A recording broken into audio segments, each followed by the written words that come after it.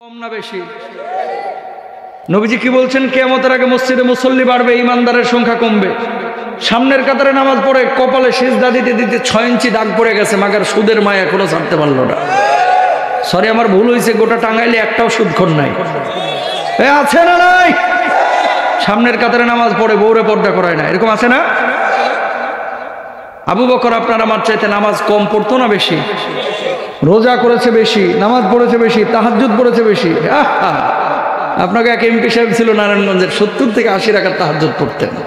ওই ইবলিসও বিশ্বাস করবেন এই কথা, কতক্ষণ ঠিক কিনা? তাহলে আল্লাহ রাব্বুল আলামিন আপনার কাছে জিনিস চেয়েছেন কয়টা? দুইটা, একটা হচ্ছে জান আর একটা হচ্ছে মাল। মাল দেওয়ার জন্য মানুষের অভাব নাই এই জামানায়। মসজিদে ফ্যান লাগবে, সিমেন্ট লাগবে, রড লাগবে, মাহফিলে টাকা লাগবে, অভাব নাই ভাই। কিন্তু জানের ব্যাপারে যদি প্রশ্ন করা হয় 100-র মধ্যে 2টাও পাবেন না। কথা বলেন ঠিক কিনা? 200 ব্যাগ সিমেন্ট দিতে রাজি আছে, কিন্তু একটা মিছিলে যাইতে রাজি না। কথা সত্য না মিথ্যা?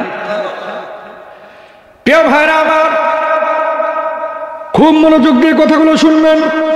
আল্লাহর নবী বিশ্বনবী সাল্লাল্লাহু আলাইহি ওয়াসাল্লাম বলছেন, ইউসবিহুর রাজুলু মুমিনা ওয়া ইউমসি কাফিরা। সকাল বেলায় থাকবে মুমিন, সন্ধ্যা বেলায় হয়ে যাবে কাফের। সন্ধ্যা বেলায় থাকবে মুমিন, সকাল বেলায় হয়ে যাবে কাফের। ওয়া ইউমসি মুমিনা ওয়া ইউসবিহু কাফিরা। বাংলার জমিনে হাজার হাজার লক্ষ লক্ষ মুসলমান আমরা আছি যারা ওযু ভঙ্গের কারণ জানি, রোজা ভঙ্গের কারণগুলো ঠিকই জানি, কিন্তু ঈমান ভঙ্গের কারণটা কি? এই ঈমান ভঙ্গের কারণ 95% মুসলমানে জানে না, ঠিক কিনা? এই জন্য আল্লাহ নবী বললেন, সকাল বেলায় থাকবে মুমিন, সন্ধ্যা বেলায় হয়ে যাবে কাফের।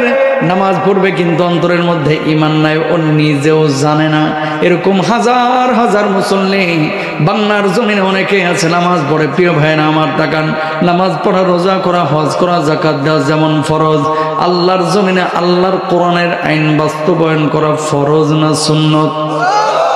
সবাই একমত? নামাজ পড়তে রাজি আছে। এলাকায় হিন্দু ভোটে দাঁড়াবো, হিন্দুকে ভোট দিবে, তাও কোরআনের পক্ষের শক্তিকে অনেকে ভোট দেয় না। কথা বলেন ঠিক কিনা? তাহলে আপনি একদিকে পড়লেন নামাজ, আর আরেকদিকে যিনি কোরআনের বিপক্ষে সরাসরি, এই মানুষটার আপনি পক্ষ নিলেন। আপনি কেমন মুসলমান? টুটা মুন্সি আপনি। কথা বলেন ঠিক কিনা? বাপ ছিল মুসলমান, দাদা ছিল মুসলমান, এই জন্য অটো মুসলমান হয়ে গেছে, ইমানের কদর করতে পারে না। এই জন্য আমাদের এই অবস্থা। সারা পৃথিবীর বুকে মুসলমানরা কেন মার খাচ্ছে? মুসলমান ওজনে কম দেয়। মুসলমান, নবীজি 5টা কারণ বলেছেন বিচ্ছিন্ন হাদিসের মধ্যে, একটা হাদিসের মধ্যে সব বলে দিয়েছে। বিষয়টা এরকম না। যাকাত ঠিকমতো আদায় করে না, ওজনে কম দেয়, জেনা ব্যভিচার বাড়ায় ফেলছে, অশ্লীলতাকে বাড়ায় ফেলছে, নায়ক নায়িকা, গায়ক গায়িকাদেরকে আদর্শের মানদণ্ড মানুষ মনে করতেছে। যে মানুষগুলো চিকন চাকন পোশাক পরিধান করতেছে, মদ পান করতেছে, অভিশাপের মাত্রা বাড়াইছে, সমকামী আচরণ করতেছে, পৃথিবীর বুকে প্রত্যেকটা পাপ সয়লাভ হয়ে গেছে। কথা বলেন ঠিক কিনা? মুসলমান মার খাবে এখন। প্রিয় ভাইরা আমার, কিয়ামতের ময়দানে আল্লাহ রাব্বুল আলামিন গোটা মানব জাতিকে 3টা দলে বিভক্ত করবেন। জোরে বলেন কয়টা? মুমিনদের দল হবে 2টা, আর কাফেরদের দল হবে 1টা। আপনি কোন দলের মধ্যে থাকবেন? আল্লাহ রাব্বুল আলামিন আপনাকে বলে দিয়েছেন, তোমার স্বাধীনতা তোমাকে দেওয়া হয়েছে। খেয়াল করেন, দল 3টার পরিচয় কি? 12 দল থাকবে না, 14 দল থাকবে না, 21 দলীয় জোটও থাকবে না, 4 দলীয় ঐক্য জোটও থাকবে না। দল থাকবে কয়টা? আরো জোরে, কয়টা? 1 নাম্বার, আল্লাহ রাব্বুল আলামিন বললেন ফাসহাবুল মাইমানাতি মা আসহাবুল মাইমানা। 2 নাম্বার দল ওয়াসহাবুল মাশআমাতি মা আসহাবুল মাশআমা। 3 নাম্বার দল ওয়াসসাবিকুনাস সাবিকুন উলাইকাল মুকাররাবুন ফি জান্নাতিন নাঈম।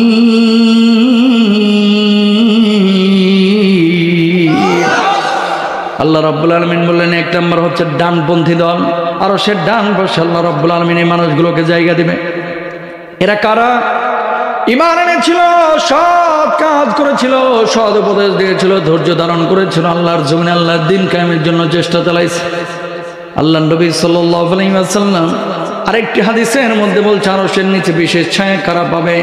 1 নাম্বার হচ্ছে ইমামুন আদিলুন, ন্যায়পরায়ণ বিচারক। যে বিচার কার্য পরিচালনা করে, ইনসাফপূর্ণ আচরণ করে, মানুষের মুখ দেখে দল দেখে বিচার কার্য পরিচালনা করে না। বাংলার জমিনে অতীতে এমন ঘটনা ঘটেছে, শুধুমাত্র কোরআনের দর করার কারণে আদালতের মাধ্যমে আমাদের আল্লামা সাইদি সাহেব হুজুরকে পর্যন্ত 12-13টা বছর জেলের মধ্যে আবদ্ধ করে রাখা হয়েছে, ঠিক কিনা? আল্লামা মামুনুল হক আবদ্ধ করা হয়েছে, জসিমউদ্দিন রহমানী সাহেবকে আবদ্ধ করে রাখা হয়েছে, হাজার হাজার আলেম উলামা যাদেরকে কারারুদ্ধ করা হয়েছে। কেন? অপরাধ একটাই, আল্লাহর কোরআনের দল করে কথা বলেন, ঠিক কিনা? যদি ওই বাতিলদের সাথে মিশতো তাহলে হয়তো জেল খাটা লাগতো না, ফাঁসির মঞ্চে যাওয়া লাগতো না। তাহলে এক নাম্বার হচ্ছে যে বিচারক আদালতপূর্ণ ইনসাফপূর্ণ আচরণ করে, বিচার কার্য পরিচালনা করে, আল্লাহ রাব্বুল আলামিন যেভাবে বিচার করতে, ওই বিচারককে আল্লাহ রাব্বুল আলামিন কিয়ামতের ময়দানে আরশের নিচে বিশেষ ছায়া দেবে। জোরে বলেন সুবহানাল্লাহ। 2 নাম্বার, আল্লাহর নবী বলছেন ওয়াশাবুন নাশা ফি ইবাদাতি রাব্বি, ওই যুবক যে তার যৌবনকালটাকে আল্লাহ রাব্বুল আলামিনের ইবাদত বন্দেগীতে কাটায়, যে তার যৌবনকালটাকে আল্লাহ রাব্বুল আলামিনের ইবাদত বন্দেগীতে কাটায়। এমন কিছু যুবক আছে যে যুবকগুলো দুনিয়ার জিন্দেগিতে ইবাদত বন্দেগী করে না, আর এমন কিছু যুবক আছে যে যুবকগুলো দুনিয়ার জিন্দেগিতে ইবাদত বন্দেগী করে। কিছু যুবক আছে চাঁদাবাজি করে, কিছু যুবক আছে রাত্রিবেলায় তাহাজ্জুদের নামাজে দাঁড়ায়, কিছু যুবক আছে 5 ওয়াক্ত নামাজ নিয়মিত আদায় করে, আর কিছু যুবক আছে আউল বাউল ফাউল কাজের মধ্যে 24টা ঘন্টা কাটায়। ও দরদের ভাইরা আমার, যৌবনকালের ইবাদতটা আল্লাহ রাব্বুল আলামিনের কাছে বড় প্রিয় ইবাদত, ঠিক কিনা? মুরব্বী মানুষ জোহরের পরে ওযু করে চাইলে আসরের নামাজ পর্যন্ত রাখতে পারে না, এশা পর্যন্ত রাখতে পারে না, কিন্তু যুবক যদি চাইছে যে ওযু করে আমি রেখে দেবো এশা পর্যন্ত, ওর দ্বারা কিন্তু সম্ভব। কথা কন না কেন? মুরব্বী মানুষ চাইলে কিন্তু ওই 16 বছরের জগদ্দল পাথরকে, বুঝেন নাই কথা, স্বৈরাচারকে হটাইতে পারে না। যুবক জেগেছে, লেজ গুটায় দিল্লি পালাইছে। কথা বলেন, ঠিক কিনা? যুবকরা যদি চায় যে টাঙ্গাইলে এক রাতের মধ্যে সমস্ত মদ নিষিদ্ধ করে দেব, সম্ভব। কথা কন না কেন? যুবকরা যদি চায় যে এলাকার মধ্যে কোনো পাপের কাজ ঘটতে দিব না, রাতারাতি চেঞ্জ হয়ে যাবে। যুবক ঠিক, এলাকা ঠিক, যুবক ঠিক, মহল্লা ঠিক, যুবক ঠিক, জেলা ঠিক। জেলা যদি ঠিক হয়ে যায়, রাষ্ট্র যদি মেরামত করতে চায়, যুবকরা এরা অনেক ইজিলি পারে, এরা মৃত্যুকে ডরায় না। তো কেন? দুবাই এক ভাইকে বললাম, ওই যে দেখলেন না একবার মামলা, ওই মানে হইল, কি বলে, ওই যে মিছিল করার কারণে অনেকগুলার জেল হয়েছিল, কিন্তু 30 বছর 35 বছর 10 বছর এরকম দুবাই। তো এক ভদ্রলোক জেল থেকে এই যে মুক্তি পাওয়ার পরে ইউনূস সরকারের তদবিরে পরে আমি বললাম যে ওই দেশে মিছিল করতে গেছেন কে, ওখানে নিষিদ্ধ, আপনি জানেন না? তো এই ছেলেটা বলতেছে যে মোহতারাম বাঁচবো আর কয়দিন, আমাকে বিয়ে শাদী করেন নাই? কয় না। আমি বললাম তো ভয় করে নাই যে মিডিল ইস্টে তো মিছিল মিটিং এগুলো নিষিদ্ধ? কয় ভয় কেন করব? আমি বললাম কি শাহাদাতের তামান্না বুকের মধ্যে ছিল তো? ও জবাব দিচ্ছে যে মোহতারাম একটা কথা আমার খুব লাগছে আর কি, কই বিবাহিত যারা বউ আছে বাচ্চা আছে এদের পিছু টান থাকে যে আমি মরে গেলে এগুলো চালাইবে কেনা, আর আমি তো বিয়েও করি নাই, আমার বাপ মা দুইজনে মৃত্যু, তো আমি আসলে যদি শহীদ হয়ে যায় তাহলে আল্লাহ রাব্বুল আলামিনের সাক্ষাতে চলে গেলাম, মুলাকাতে চলে গেলাম, আর যদি পৃথিবীতে বেঁচে থাকি তাহলে তো এই জঞ্জালের মধ্যেই বেঁচে থাকতে হবে। শাহাদাতের তামান্না নিয়ে মিছিল করেছিলাম, এখন তো বাংলাদেশে চলে এসেছে। হুজুর যতদিন জীবিত থাকবো, কিয়ামত যদি আল্লাহ তাআলা কিয়ামত পর্যন্ত হায়াত দেয়, ওই যতদিন জীবিত থাকবো কখনো অন্যায়ের সাথে আপোষ করব না।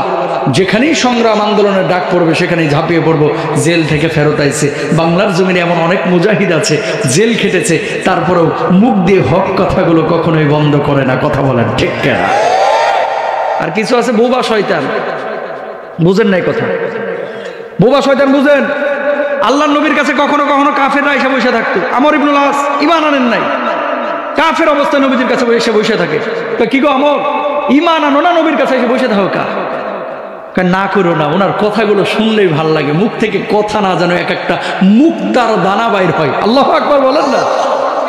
কে বলতেছে? আমর ইবনুল আস ঈমান আনে নাই। তখন একদিন বসে রয়েছে, হঠাৎ মৌমাছির মতো গুনগুন আওয়াজ শুরু হয়ে গেল। সাহাবীরা বুঝতে পারলেন আল্লাহর নবীর উপর সূরা নাজিল হচ্ছে বা আয়াত নাজিল হচ্ছে। কতক্ষণ পরে সাহাবীরা আল্লাহর নবীকে বললেন, ইয়া রাসূলুল্লাহ কি নাজিল হইল আজকে আপনার উপরে, একটু যদি বলতেন। আল্লাহর নবী বললেন যে সূরাটা নাজিল হয়েছে সূরা আসর। আমার সাথে সাথে একটু বলেন, ওয়াল আসরি ইন্নাল ইনসানা লাফি খুসর ইল্লাল্লাযীনা আমানু ওয়া আমিলুস সালিহাতি ওয়া তাওয়াসাউ বিল হাক্কি ওয়া তাওয়াসাউ বিস সবর। বলুন আল্লাহু আকবার। সব মানুষ ক্ষতির মধ্যে, যারা ঈমান এনেছে, যারা সৎ কাজ করেছে, যারা ধৈর্য ধারণ করেছে, সদুপদেশ দিয়েছে, তারা সফল কাম। যখন আয়াত সূরা নাজিল হইল ওই মজলিসে কিন্তু আমর ইবনুল আস বসা, তখন ঈমান আনেন নাই। কতক্ষণ পরে সাহাবীরা আয়াত সূরা মুখস্থ করে ফেলেছে।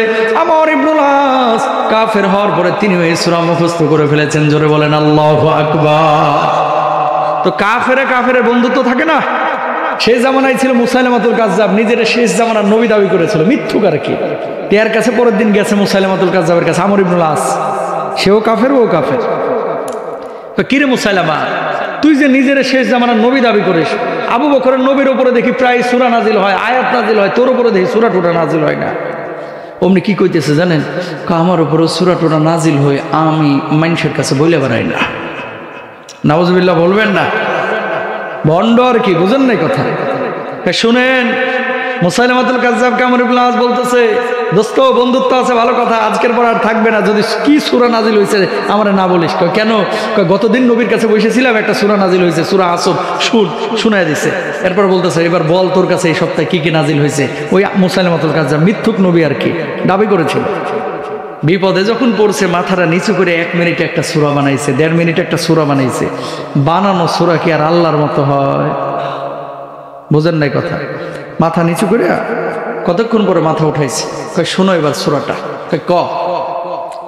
কই ইয়া ওয়াবরা ওবরা ফাইন্না মান তালা হুজুনানো সদরা সদরা, হে খরগোশের বাচ্চা, তোর কানগুলো ছোট, তোর লেজ ছোট, তোর পা ছোট, তোর পেটটা মোটা, তোর চোখটা ছোট, এ খালি ছোট ছোট, এটা বুঝি সূরা?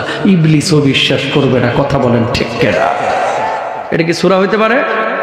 আমর ইবনুল আস জবাব দিচ্ছে, বেটা আমি কাফের হতে পারি, ঈমান না আনতে পারি, কিন্তু মুহাম্মদ সাল্লাল্লাহু আলাইহি সাল্লামের উপরে যে আয়াত সূরা নাজিল হয় এর মধ্যে অর্থ আছে, ভালোবাসায় আছে, সুন্দর তেলাওয়াত আছে। তুই যেটা বললি এটা কখনো ওই সীমানি হতে পারে না। ডাহা মিথ্যুক তোর চাইতে বড় জালেম পৃথিবীর বুকে একটাও নাই। বলুন আল্লাহু আকবার। কাফের হওয়ার পরও হক কথা নবীজির সামনে, নবীজির এই শত্রুর সামনে, মুসাইলামাতুল কাজ্জাবের সামনে বলে ফেলাইছে। আর আমার দেশের মানুষ, চায়ের দোকানগুলো হচ্ছে এক একটা গীবতের আখড়া। কথা বলেন না কেন? চায়ের দোকানে কি তসবিহ নিয়ে টিপাটিপি হয়? আমল নিয়ে কোনো কথা হয়? চায়ের দোকানগুলোতে হয় কি? হয় হচ্ছে গীবত, পরনিন্দা। আর এলাকার মহিলা প্যান্ডেল আছে নাকি? এলাকার কিছু মা বোন পাবেন ডন মাইন্ড, এই মা বোনগুলো কি করে? ওই বাড়ির কথা ওই বাড়ি, ওই বাড়ির কথা ওই বাড়ি, ওই বাড়ির কথা ওই বাড়ি, মানে গ্রাম বাংলার বিবিসি বাংলা, টাঙ্গাইলের বিবিসি বাংলা। এগুলো কথা বুঝতে পারছেন? খালি কথা নিয়ে এখান থেকে ওখানে, ওখান থেকে ওখানে, ওখান থেকে ওখানে পাচার করে। এরকম আছে না নাই? এরা নবীর দুশ্মন, আল্লাহর দুশ্মন। এই সমস্ত কোনো আচরণ করা যাবে? তো যুবকরা যদি পরিবর্তন হয়, গোটা সমাজ পরিবর্তন হয়ে যাবে। জেনজি টাঙ্গাইল যুবকরা, তোমরা পরিবর্তন হবে। কাল থেকে নামাজ পড়বো ইনশাল্লাহ। জোরে বলো ইনশাল্লাহ। প্রেম টেম করবো না, ইনশা। এটা আবার আসতে কেন? এটা কি ইনশাল্লাহ? এই ধরনের হারাম কোনো রিলেশন করবো না। বাপদেরকে বলবো দ্রুত বিয়ে দেন ছেলে মেয়েদের। যত দ্রুত বিয়ে দিবেন জেনাহের পথ তত বন্ধ হয়ে যাবে। কথা বলেন ঠিক কিনা? আজকে মানুষ এই বিয়েটাকে শক্ত করে ফেলেছে, কঠিন করে ফেলেছে। এই জন্য সমাজের মধ্যে প্রেম রিলেশন, হারাম সম্পর্কটা বেড়ে গেছে। বাপ মা অনেক সময় জাহান্নামে যাবে এই সন্তানের কারণে। কারণ কি? কিছু কিছু সময় দেখবেন ছেলের বয়স হয়ে গেছে 31 বছর, তারপরে বাপ মা বিয়ে দিতে চায় না। কয় কি, নিজের পায়ে আগে দাঁড়াক তারপরে দিন। তা আপনার পায়ে দাঁড়ায় রয়েছে? কথা কন না কেন? সামর্থ্য যদি থাকে ছেলে মেয়েদেরকে দ্রুত বিয়ে করান, আল্লাহ রাব্বুল আলামিন আপনারও জান্নাত দেবে, আপনার ছেলে মেয়েকেও গুনাহমুক্ত জীবন দেবে। ঠিক কিনা? 3 নাম্বার, আরশের নিচে বিশেষ ছায়া যারা পাবেন, আল্লাহর নবী বলছেন, ওয়ারাজুলুন কলবুহু মুআল্লাকুন ফিল মাসাজিদ। আরশের নিচে আল্লাহ রাব্বুল আলামিন যাদেরকে ছায়া দেবেন, হৃদয়গুলো যাদের সাথে, মসজিদের সাথে যাদের হৃদয়গুলো সম্পৃক্ত ছিল, ফজরের পরে জোহরের নামাজের জন্য অপেক্ষা করেছে, জোহরের পরে আসরের জন্য অপেক্ষা করেছে, সব সময় নামাজের জন্য অপেক্ষমান ছিল। 4 নাম্বার, ওয়ারাজুলানে তাহাব্বা ফিল্লাহি ইজতামা আলাইহি ওয়া তাফাররাকা আলাইহি। 2 জনের ভালোবাসা হবে আল্লাহর জন্য, যে দুইজন আল্লাহর জন্য এক অপরকে ভালোবেসেছে আর সম্পর্ক ছিন্ন করেছে আল্লাহর জন্য, আমাদের বন্ধুত্ব হবে আল্লাহর জন্য, সম্পর্ক ছিন্ন হবে আল্লাহর জন্য। কেউ যদি বন্ধুত্ব আর সম্পর্ক ছিন্ন আল্লাহর জন্য করে, আল্লাহ রাব্বুল আলামিন ওই মানুষটাকে আরশের নিচে বিশেষ ছায়া দিবেন। জোরে বলেন সুবহানাল্লাহ। 5 নাম্বার, ওয়ারাজুলুন তালাবাতহু ইমরাতু যাতি মানসাবিন ওয়া জামালিন ফাকালা ইন্নী আখাফুল্লাহ। কোন নারী কোন পুরুষকে আহ্বান করলো, আমার সাথে প্রেম নিবেদন করো। ওই যুবক বলল, ওই পুরুষ বলল, আমি আল্লাহ রাব্বুল আলামিনকে ভয় করি, তোমার সাথে অবৈধ রিলেশন প্রেম আমি করতে পারবো না। আল্লাহ রাব্বুল আলামিনের রাসূল বলছেন, আল্লাহ তাআলা কিয়ামতের ময়দানে ওই যুবককে, ওই মানুষকে আরশের নিচে বিশেষ ছায়া দিবেন। জোরে বলেন সুবহানাল্লাহ। 5 নাম্বার গেল। 6 নাম্বার, ওয়ারাজুলুন যাকারাল্লাহা খালিয়ান ফাফাদাত আইনাহু। যে ব্যক্তি নীরবে নিভৃতে আল্লাহ রাব্বুল আলামিনের জিকির আজকার করে। ওয়ারাজুলুন তাসাদ্দাকা ফাহাদ্দা লা তা'লামু শিমালুহু মা তুনফিকু ইয়ামিনু।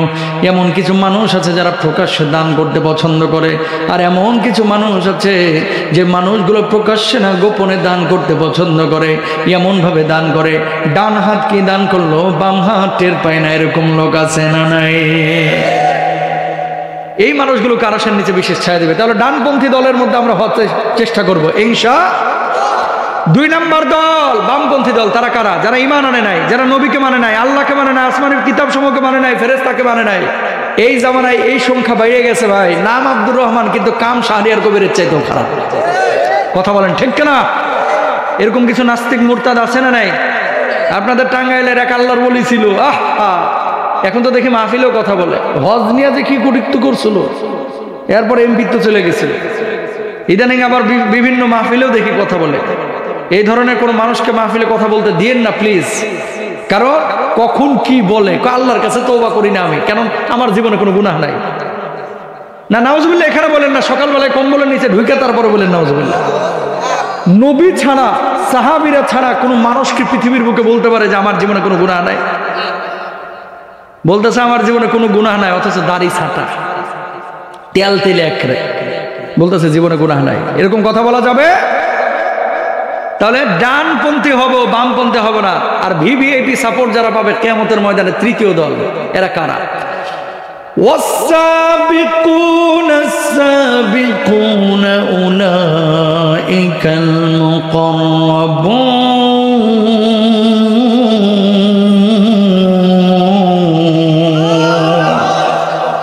আল্লাহর নৈকট্য প্রাপ্ত বান্দা এই মানুষগুলো।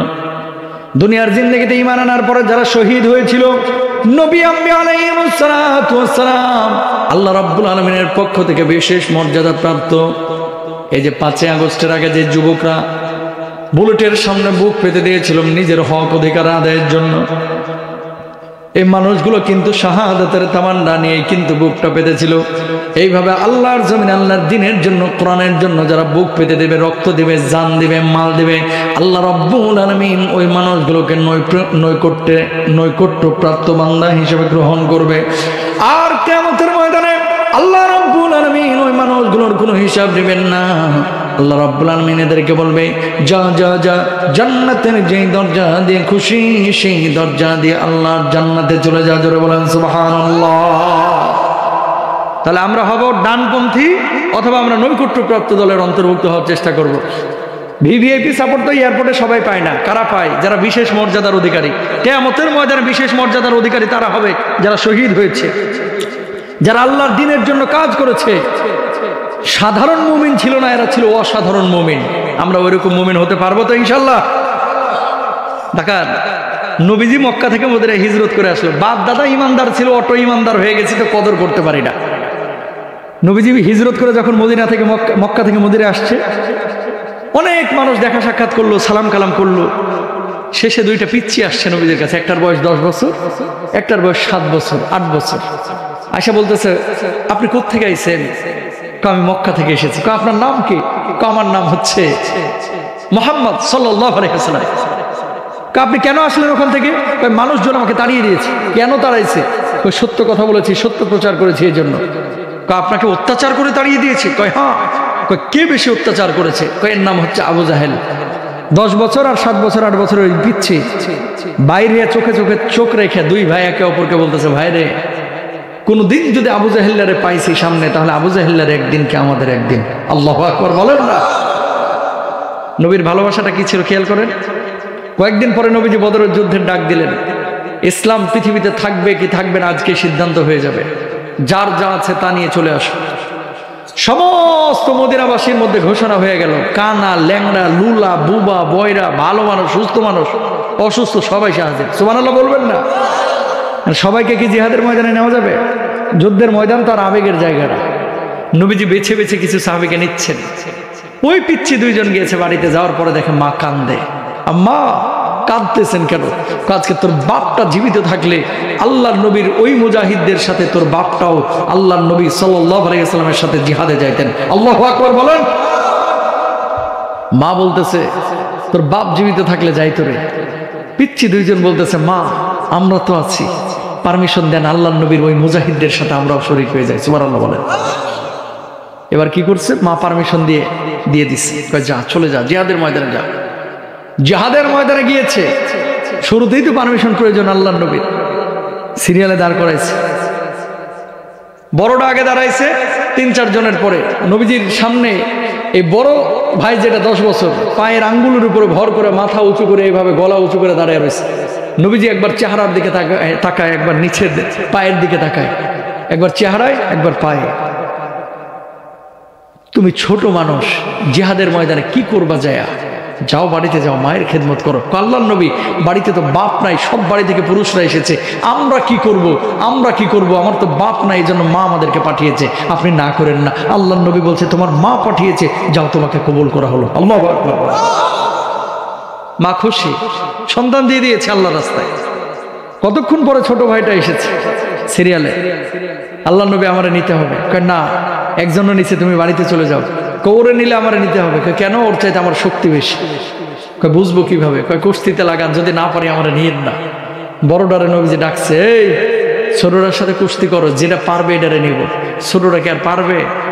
ঘাড়ের উপরে হাত দিয়ে কানের কাছে গিয়ে ফিস ফিস করে বলতেছে, ভাইরে তুই তো কবুল, জীবনও আমি পারবো না তোর সাথে, কিন্তু ধাক্কা দিয়ে নিচে পড়ে যাবে, আমি যাইতে ধরবো, নবীজি মনে করবে যে আমার হেব্বি শক্তি। আল্লাহু আকবার বলেন না। একটা ধাক্কা মারছে, নিচে পড়ে গেছে, যাইতে ধরছে। নবীজি চেহারার দিকে তাকিয়ে বলছে, ইয়া রাসূলুল্লাহ বলেন নিবেন কি নিবেন না? আল্লাহর নবী বললেন, যাত্রা দুই ভাই কবুল। আল্লাহু আকবার। জিহাদের ময়দানে সুদীর্ঘ ঘটনা, এত বড় করে বলতেছি না, আমি সংক্ষেপে বলতেছি। জিহাদের ময়দানে যাওয়ার পরে সবাই যুদ্ধ করতেছে কাফেরদের সাথে। 313 জন মুসলমানদের সংখ্যা, কাফেরদের সৈন্য সংখ্যা 1000। মুসলমানদের তরবারি 2টা, ঘোড়া হচ্ছে 8টা। সুবহানাল্লাহ বলেন।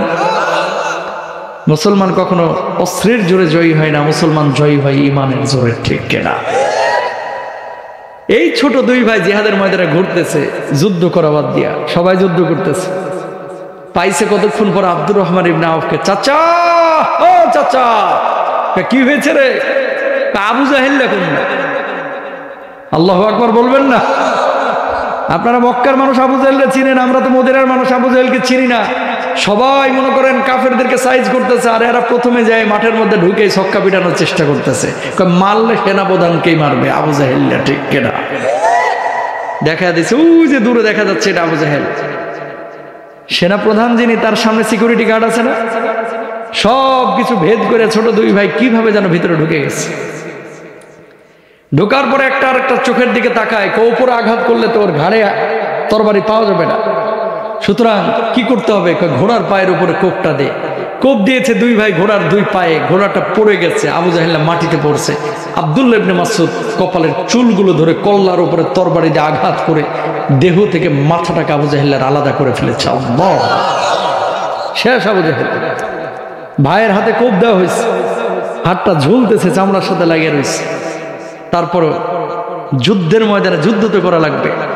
বাম পায়ের নিচে ডান হাতটা রেখে টান দিয়ে হাতটাকে ছিঁড়ে এই হাতটাকে দূরে নিক্ষেপ করে জিহাদের ময়দানে তারা ঝাঁপিয়ে পড়েছে।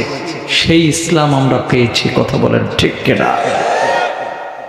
রসগোল্লার উপর দিয়ে, টাঙ্গাইলের চমচমের উপর দিয়ে ভাইসা ইসলাম আসে নাই ভাই। এদেশের মানুষের ধর্মীয় আবেগ বেশি, ধর্মীয় জ্ঞান কম।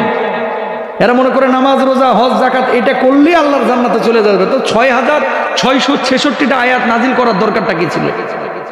গোটা কোরআনে যে আল্লাহ তাআলা এত বিধান দিয়েছে, ওই বিধানগুলো মানবে কে? এজন্য মুসলমান নামাজও পড়ে, সুদও খায়, নামাজও পড়ে, ঘুষও খায়, নামাজও পড়ে, ছেলের জন্য 16 লাখ টাকা ব্যাংকে ফেলা রাখছে, যদি সরকারি চাকরি একটা লাইন ঘাট পাই ওই ঘুষ দিয়ে হলেও চাকরি নিব, এরকম কথা আছে না নাই? জোরে বলেন।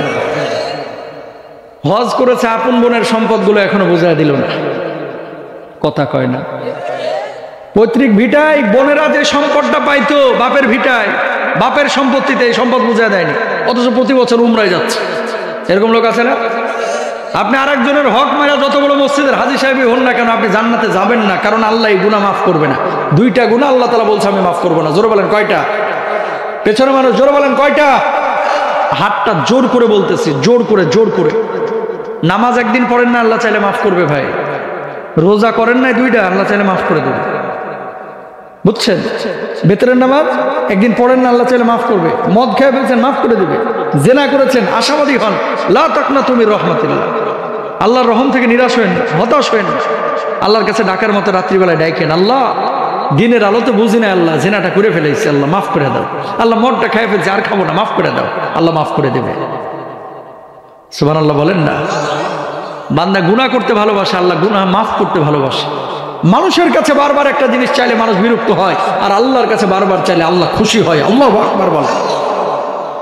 আল্লাহ খুশি হয়, কিন্তু এই 2টা পাপ আল্লাহ মাফ করবে না। 1 নাম্বার, বান্দার হক যদি কেউ নষ্ট করেছে, ভাইয়ের সম্পদ মেরে দিলেন, আরেকজনের জমি জাল দলিল করে নিজের নামে লিখে নিলেন, আইল ঠেলে জমি দখল করলেন, আরেকজনের ফল খেয়ে ফেললেন, আরেক ভাইয়ের সম্পদ মেরে দিলেন। অনেক সময় বাপ যখন ছোট ভাইয়ের কাছে থাকে, মাজুর অবস্থায় পড়ে থাকে, বাপ মরে যাবে, হারামজাদা যায় কি করে জানেননি? বাপের টিপসই নিয়ে সব জমি দখল করে ফেলায়। কথা বলেন ঠিক কিনা? এরকম আছে না নাই? এর মাথাতেও কাজ করে কি জানেন? যে বুড়া বয়সে গিয়ে ভালো হয়ে যাবে। এই মিয়া, ভালো হবেন, আপনার নিজের গুনাহ মাফ হবে, কিন্তু আল্লাহ তো নিজে বলছে এই গুনাহ আমি মাফ করবো না। এটা মাফ পাওয়ার উপায় কি? উপায় একটা আছে, যার সম্পদ মারছেন এই সম্পদ তারে বুঝাই দিতে হবে। কথা বলেন ঠিক কিনা?